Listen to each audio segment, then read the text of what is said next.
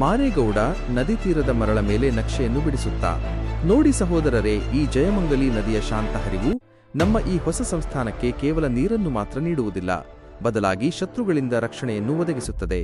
ಈ ನದಿ ತೀರದಲ್ಲೇ ನಮ್ಮ ಮುಮ್ಮಡಿ ಕೋಟೆ ತಲೆ ಎತ್ತಬೇಕು. ಕಿರಿಯ ಸಹೋದರ, ಅಣ್ಣ, ಈ ಪ್ರದೇಶ ಬಹಳ ಆಯಕಟ್ಟಿನದ್ದಾಗಿದೆ. ಕೊಂಡವಾಡಿ ಮತ್ತು ಪುರವರ ಪಟ್ಟಣಗಳ ನಡುವೆ ಇರುವ ಈ ಸ್ಥಳ ನಮಗೆ ವ್ಯಾಪಾರ ಮತ್ತು ಆಡಳಿತಕ್ಕೆ ಕೇಂದ್ರಬಿಂದುವಾಗಲಿದೆ.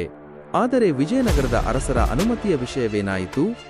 ಮಾರೇಗೌಡ ದೂರದ ಕಡೆಗೆ ದೃಷ್ಟಿ ನೆಟ್ಟು ಆತ್ಮವಿಶ್ವಾಸದಿಂದ, ಹೌದು, ಅದು ಮುಖ್ಯ. ವಿಜಯನಗರದ ಅರಸರು ನಮ್ಮ ವಂಶದ ಇತಿಹಾಸವನ್ನು ಬಲ್ಲರು.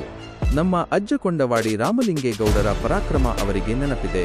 ನಾನು ಶೀಘ್ರದಲ್ಲೇ ವಿಜಯನಗರಕ್ಕೆ ತೆರಳಿ ಅವರ ಸಮ್ಮತಿಯನ್ನು ಪಡೆಯುತ್ತೇನೆ. ನಮ್ಮ ಈ ಮುಮ್ಮಡಿ ಕೋಟೆ ಕೇವಲ ಕಲ್ಲಿನ ಗೋಡೆಯಾಗುವುದಿಲ್ಲ, ಇದು ನಮ್ಮ ಧೈರ್ಯದ ಮತ್ತು ಕುಂಚಿಟಿಗ ರಾಜವಂಶದ ಹೆಮ್ಮೆಯ ಸಂಕೇತವಾಗಲಿದೆ. ಚಿಕ್ಕಪ್ಪಗೌಡ ಮಂತ್ರಿಯವರೇ, ಬಿಜ್ಜವರ ನಮ್ಮ ರಾಜಧಾನಿಯಾಗಿ ನಮಗೆ ಉತ್ತಮ ಸೇವೆ ನೀಡಿದೆ. ಆದರೆ ಬದಲಾಗುತ್ತಿರುವ ಪರಿಸ್ಥಿತಿಯಲ್ಲಿ ನಮಗೆ ಹೆಚ್ಚು ಭದ್ರತೆ ಮತ್ತು ಆಯಕಟ್ಟಿನ ಸ್ಥಳದ ಅವಶ್ಯಕತೆಯಿದೆ. ಆ ಮಧುಗಿರಿ ಮದ್ದಗಿರಿ ಬೆಟ್ಟವನ್ನು ನೋಡಿ, ಅದು ಕೇವಲ ಬೆಟ್ಟವಲ್ಲ, ಒಂದು ನೈಸರ್ಗಿಕ ಕೋಟೆ.